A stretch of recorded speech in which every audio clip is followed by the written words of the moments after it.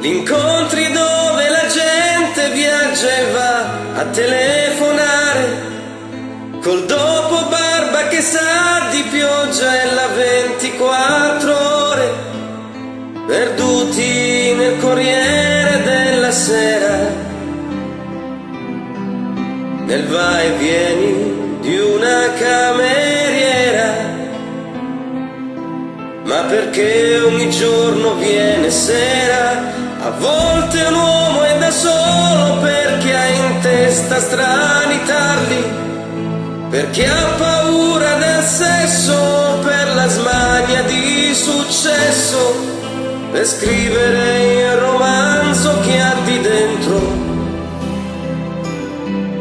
perché la vita l'ha già messo al muro,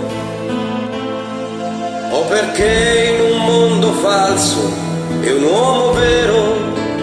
Dio delle città e dell'immensità. Se è vero che ci sei e hai viaggiato più di noi, vediamo se si può imparare questa vita e magari un po' cambiarla prima che ci cambi lei. Vediamo se si può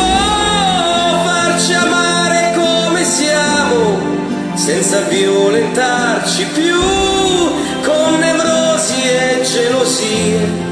perché questa vita stende e chi è steso dorme o muore, oppure fa l'amore.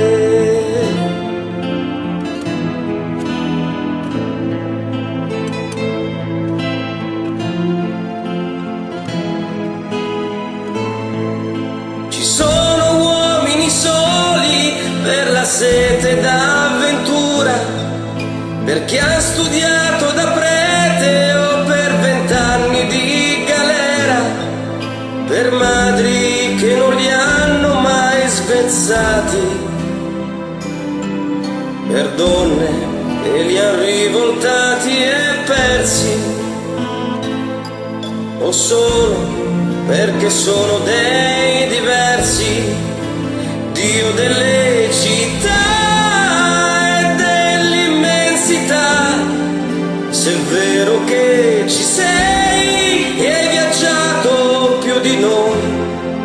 vediamo se si può imparare queste donne e cambiare un po' per loro e cambiarle un po' per noi. Ma Dio delle città,